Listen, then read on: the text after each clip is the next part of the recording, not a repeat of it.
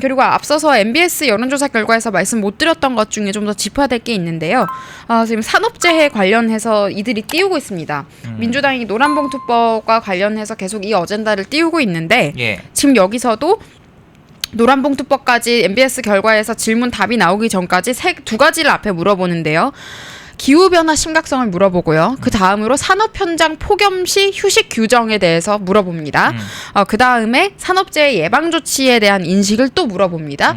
그 다음에 노란봉투법을 물어봐요. 이게 의도가 있다는 거죠. 네, 이렇게 되면 마치 더운 날씨에 대한 위기감을 결국에는 노란봉투법에 대한 찬성으로 이어가는 흐름이 되는 거거든요. 그리고 그 내용들도 보시면 산업 현장 폭염 시의 휴식 규정에 대해서 알고 있습니까? 했을 때 알고 있었다가 69%, 모르고 있었다가 31%가 나왔고 그 다음 질문인 산업재해 예방 조치에 대한 인식을 물었는데 항목이 이렇습니다. 규제를 통해서라도 강화돼야. 그리고 두 번째가 기업 활동의 자율성과 효율 추구도 보장돼야.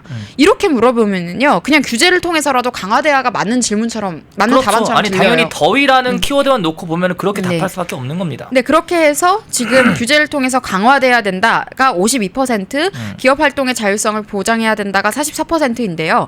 그 다음 질문으로 노란봉투법을 물어보니까 찬성한다가 42%, 반대한다가 38%가 나왔습니다. 그럼에도 불구하고 반대가 38%, 42% 찬성 나왔다는 거는 네. 이거는 의도적으로 이렇게 물어봤음에도 불구하고 네. 반대가 많다는 것. 즉 네. 이게 까보면은 노란봉투법에 대해 반대하는 국민들이 더 많다는 겁니다. 결국에 이렇게 줄어들고 있는데 네. 어쨌든 지금 우리가 너무 지금 덥잖아요. 네. 한참 더운 날씨에 이걸 물어봐서 마치 기후변화 때문에 더운 것처럼 한 다음에 그 더위로 인한 산업재해를 이야기를 하고 이걸 예방을 해야 되는 게 당연하지 않냐. 그러면 노란봉투법이 필요하다로 귀결되는 이런 식으로 하면서 본인들이 원하는 여론을 지금 조성을 하고 있는 겁니다. 그리고 이걸 또 대대적으로 홍보를 할 것이고요. 그렇죠. 근데 사실 노란봉투법이 무슨 더위에 대한 예방 차원을 이야기하고 있는 게 아니고 사실상 기업이 제대로 된 경제활동을 경영을 할 수 없도록 만들 정도로 그리고 민노총과 같은 노조에 대해서 과도한 권한을 부여하고 앞으로 우리나라에서 기업이 제대로 된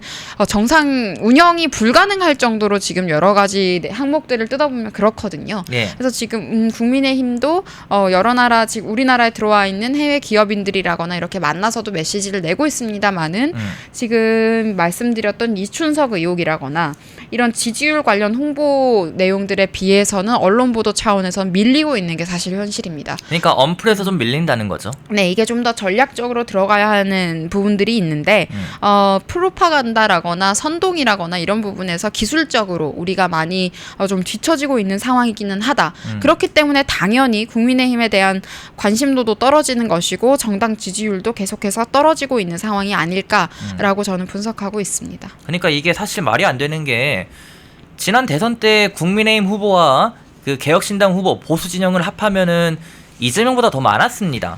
근데 지금 이렇게 곤두박질 치고 있다는 게 아니 이재명 정권이 정말 하는 행동마다 다 잘해가지고 열이면 열 다 잘해가지고 이렇게까지 차이가 크게 벌어진다? 이것보다는 오히려 보수 진영이 지금 뭐 하고 있는가? 예?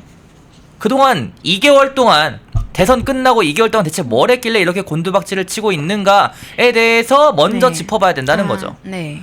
근데 그 전에 이 노란봉투법 관련해서 저희가 지금 자막 나오고 있는데 한국 기업의 순환 시대가 이제 열릴 것이다. 네.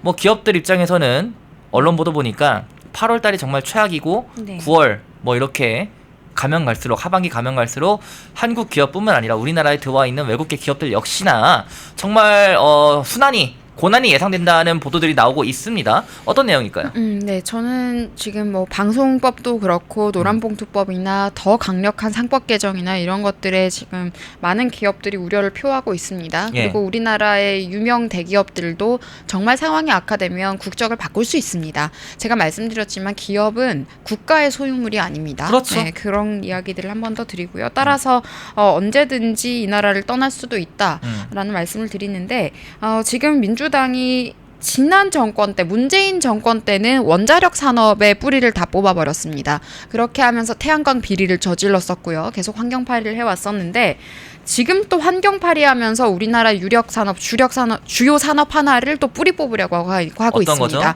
그게 철강 산업인데요. 아. 지금 노란봉투법과 관련해서도 그렇고 지금 포항제철이죠. 포스코를 계속해서 압박을 넣고 있는데 이제는 K스틸법을 당론으로 추진하겠다. 근데 그 내용들을 보시면 녹색 철강 기술 이런 이야기를 하고 있습니다. 녹색 철강이 뭐예요? 그러니까 이제 온갖 조어를 해서 환경 파리 어젠다들을 붙이는 건데요. 결국에는 이 과정을 통해서 본인들이 원하는 어젠다. 여러분들 아이러니하게도요. 지금 이 전 세계 환경 오염의 주범이라고 한다면 중국을 빼놓고 얘기할 수가 없는데 이 환경 어젠다를 가지고 많은 이익을 보고 있는 나라도 중국입니다. 지금 태양광 패널 같은 경우에 미국으로 수출되는 태양광 패널도 중국산이 많거든요. 그러니까 그런 식으로 해서 계속해서 이익을 보고 있는 나라가 중국인데 지금 저는 우리나라의 철강 산업 관련해서까지 녹색 철강 기술 전환을 하겠다라는 식으로 우리나라 기술 관련해서라거나 여러 가지로 또 힘을 빼려는 모양새가 아닐까 상당히 우려가 되고요.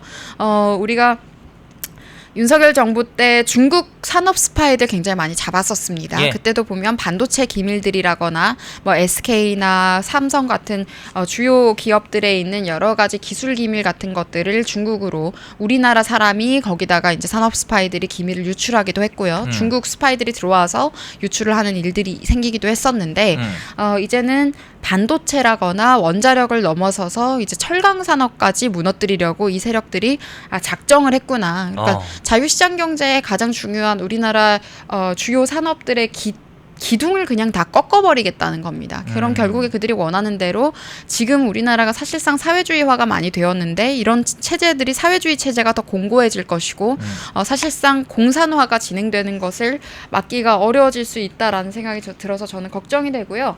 그리고 김병기 의원 원내대표죠. 이분이 굉장히 강성입니다. 아주 이런 사람을 극단적인 사람이라고 얘기해야 돼요. 워딩이 아주 폭력적인 워딩 많이 사용하는 분인데요. 근데 오히려 지금 정치권에서는 김병기가 뭐 협치를 하는 그래서 개딸들한테 욕을 먹고 있다느니 이런 글들이 나오고 있어요. 그러니까 협치를 해달라고 희망 고문하시는 것 같은데 이 김병기라는 인물 자체가요 굉장히 극단적인 성향이 강하고요 발언 같은 것도 보면 아주 폭력적이고 강성입니다. 그래서 이런 분이 지금 아예 철강 산업을 노려가지고 K스틸법을 당론 추진하겠다라고까지 언급을 한 것은 우리나라 철강 산업 관련해서 그리고 제철 관련해서 일하고 있는 기업인들 그냥 다 죽으라는 소리 아닐까. 그리고 저는 그들을 향한 어떠한 엄포로 들리고 그리고 그러면서 지금 얘기하는 게 노란봉투법 그리고 거기에 더해서 이야기하는 게 검찰 개혁하겠다고 또 얘기 들고 나왔습니다. 그러면서 지금 이춘석 의원 관련해서도 논란이 되고 정청래 의원이 당대표가 되면서 법사위원장을 추미애 의원으로 임명을 했는데요. 맞아요. 이 검찰 개혁이라는 이야기를 쓰면서도 사실 저는 기업을 압박할 수 있다고 생각을 합니다. 검찰 개혁이 기업 압박으로 이어진다는 건가요? 네, 검찰 권력을 활용을 해서 언제든지 또 기업에 대한 압박을 여러 가지 방향을 통해서 저는 가할 수도 있는데요. 예. 지금 노란봉투법, 상법 개정 이런 것들도 문제이지만 결국에 이렇게 K스틸법이나 이렇게 정책 방향성을 본인들이 설정을 하면서 한국에 있는 기업들을 압박을 하고 있기 때문에 그리고 대한상의에서도 이미 그런 얘기가 나왔습니다.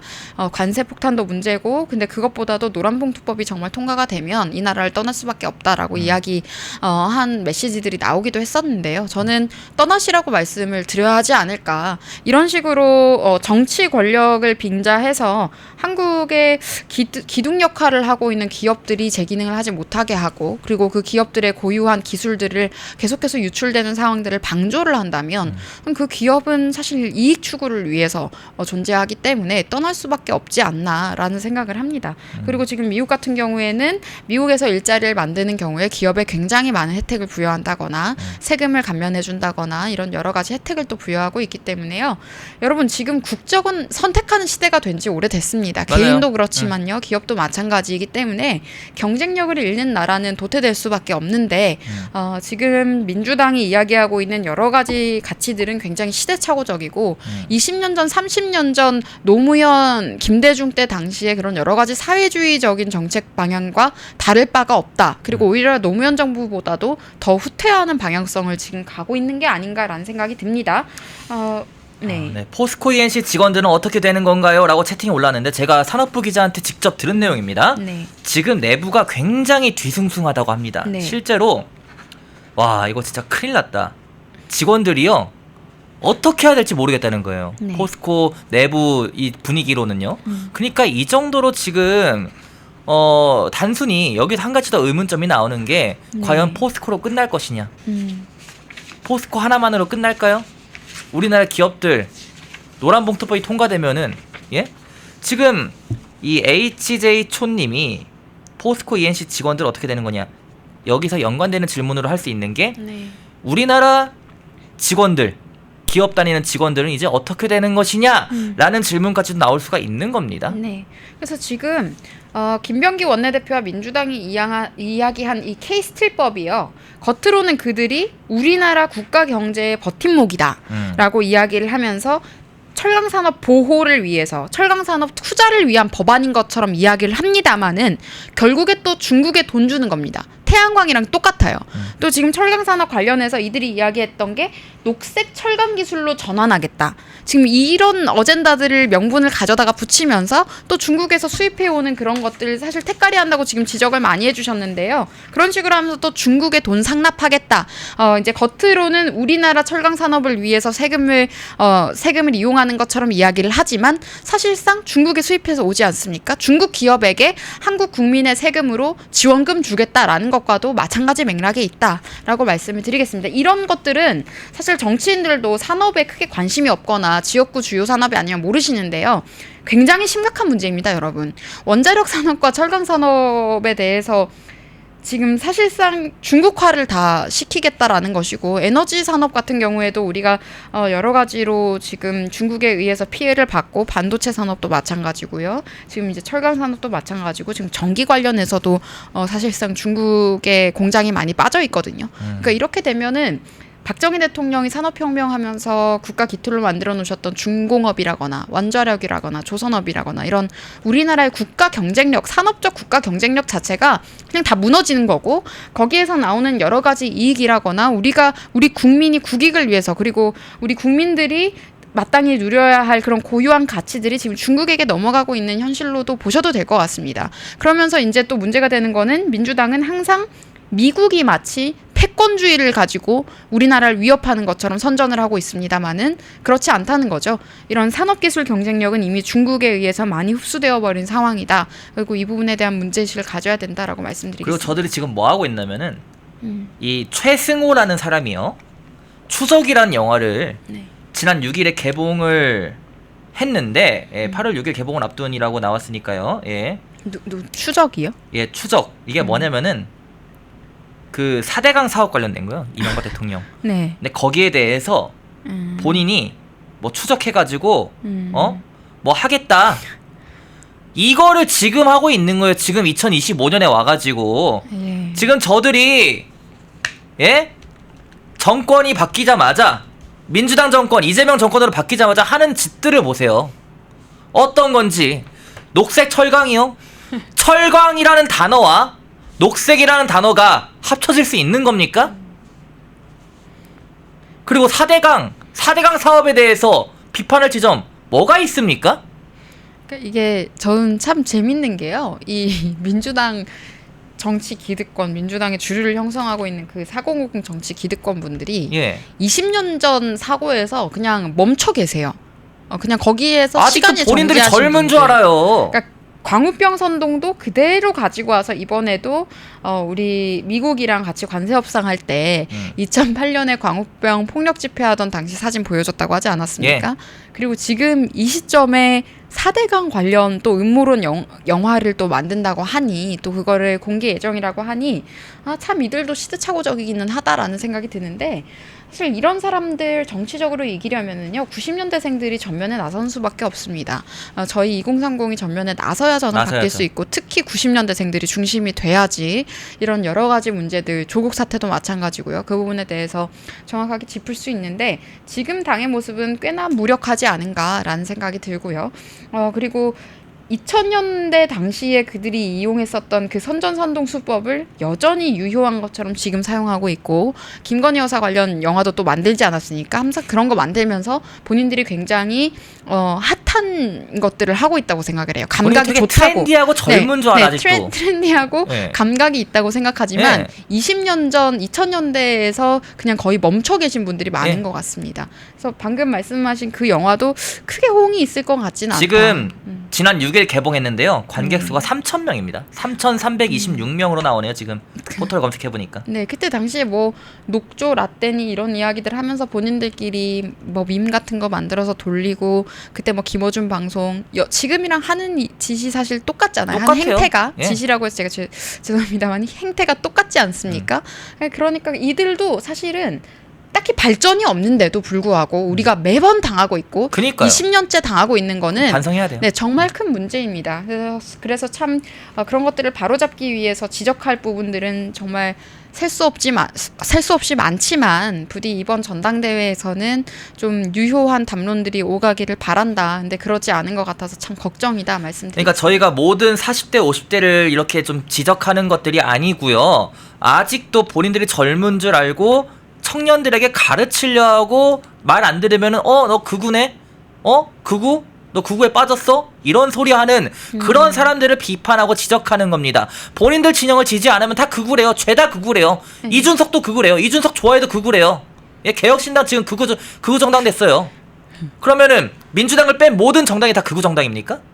이런 말들을 하고 있는 겁니다. 네, 그러니까 이게 특히 50대보다도 40대가 저는 조금 독특한 세대라고 생각합니다. 그러니까 민주당 지지 성향이나 우리가 탄핵 반대 여론이 국민의 과반 정도 있었을 때도 불구하고 그때도 거의 80% 정도가 40대는 민주당을 지지했었는데 그 이유에 대해서는 제가 여러 방송에서 항상 설명을 드렸습니다. 그분들은 사실 스마트폰이 없던 시대에 20대를 또 보내셨고 말씀드렸던 광우병 폭력 집회 당시에 참전을 했었던 20대였거든요. 근데 이제 이분들은 성향이 굉장히 강해요. 그리고 이 사람들의 세계관 속에서는 김어준이라는 사람이 일종의 영웅인 것이고 아까 트렌디하다고 착각한다고 말씀하셨는데 그게 트렌디함의 상징 같은 게 된 겁니다. 김어준이? 깨어있음의 상징. 네, 그때 다 유행했던 단어가 또 깨시민이거든요. 그렇다 보니까 본인들의 20년 전 세상에 이미 멎어 있는 세계관을 갖고 있는 분들은 거기에 굉장히 감정이입이 되어 있는데 특히 이때 이들이 자극했던 게 여러 가지 뭐 피의식이나 자격지심이나 낮은 자존감을 딱 자극을 한 다음에 선민의식을 부여합니다. 본인들을 지지하면 굉장히 우월한 것처럼. 그래서 나온 말이 깨시민 이런 단어들이 맞아요. 그때 나왔던 거고 먼저 본인들이 긍정적인 언어로 깨시민이라는 단어를 먼저 썼어요. 그 다음에 이제 이게 밈이 되어버리긴 했는데 근데 이분들이 여전히 충성도가 높은 지지층을 형성을 하고 있다. 근데 그러면서 제가 문제가 되는 것이 세대적인 부분들을 지적하지 말라고 하시는 분들도 있는데 지적해야 되는 이유가요. 이 사람들이 문재인 정부 당시에 가장 반발을 했었던 것이 90년대생들입니다. 그때 당시에 20대들, 2030, 20대부터 30대 초중반까지 네. 지금 그 90년대생들이 가장 반발을 했다 보니까 이들이 어떻게 작업을 쳤냐면요. 주요 예능 같은 데다가 MZ세대가 문제인 것처럼 SNL 같은 경우에도 맞아요. MZ 오피스라고 따로 만들어서 사회 부정자고 정신 이상자들인 것처럼 묘사를 했었죠. 그러면서 최근에 또 관련해서 어떤 지금 그 4050이 40대들이 주인공이 되는 그러면서 2030이 굉장히 이상한 존재인 것처럼 하는 드라마가 또 나왔습니다. 2030이 사고치고 4050이 수습하는. 네, 그리고 2030 세대가 굉장히 문제가 있는 것처럼 포장을 하는 그렇게 선동을 하는 드라마가 나왔는데요. 그 제목이 제가 기억이 안 납니다만은 무슨 뭐 변호사들 관련해서 또 오피스물이 하나가 나왔는데 또 그런 식으로 또 몰아가요. 그리고 썸네일도 보면은 MZ 세대들이 문제가 너무 많은데 40대 직원이 그들을 위해서 헌신을 해주고 좋은 교육을 해주는 그런 직장 상사인 것처럼 하는 판타지죠. 네, 그런 판타지. 식의 내용들을 굉장히 몰아가면서 지금 올곧은 목소리를 내고 있는 2030들을 비하하는 여론들을 그렇게 계속해서 조장을 해 나가는 겁니다. 문화로 만드는 겁니다. 네, 근데 이게 문재인 정부 때부터 이미 해왔었고요. 그래서 이 부분에 있어서 우리가 반기를 들기 위해서는 그리고 이런 부분의 부당성을 지적을 하는 과정에 있어서 40대라는 독특한 그러니까 정치적 성향을 가지고 있는 이 세대에 대해서는 그 특징에 대해서는 비판을 할 수도 있는 거고 우리가 분석을 하면서 봐야 되는 겁니다. 그러니까 마치 지금 2030 세대가 문제적인 세대, 문제아적인 세대라고 생각하시는데 저는 저는 1020, 3040 쭉 70, 80까지 봤을 때 40대가 가장 독특한 세대라고 생각합니다. 정치적으로 특이한 현상을 계속해서 보여준 세대이기 때문에요. 이 세대가 오히려 요주의 세대라고 우리가 할 수 있는 것이지, 지금 1020, 30이 같은 상식을 이야기하고 그냥 팩트를 가지고 우리가 이야기하려고 하고 접근하려고 하는데, 이걸 가지고 문제적인 것처럼, 저도 공무원 생활도 해보긴 했습니다마는 그때 당시에 제 또래인 사무관들 5급, 7급, 9급 신입사원들 아무 문제 없었어요. 사회생활하면서 그렇게 잘만 적응했죠. 그리고 그렇게 유별난 분도 없습니다. 예. 그래서 그런 식으로 세대를 계속 비하를 하고 있으니 우리 세대가 문제적인 것처럼 비하를 하고 있는데, 전혀 실생활에서 그렇지도 않고 오히려 정치적으로 특이한 현상을 보이고 있는 세대는 40대이기 때문에 우리가 분석을 하고 접근을 한다면 40대를 주목해서 분석하고 접근을 해야 된다라고 말씀을 드렸습니다. 펜앤마이크에서 추천하는 영상도 보고 가세요. 다른 영상도 즐기시려면 구독 버튼을 꼭 눌러주세요.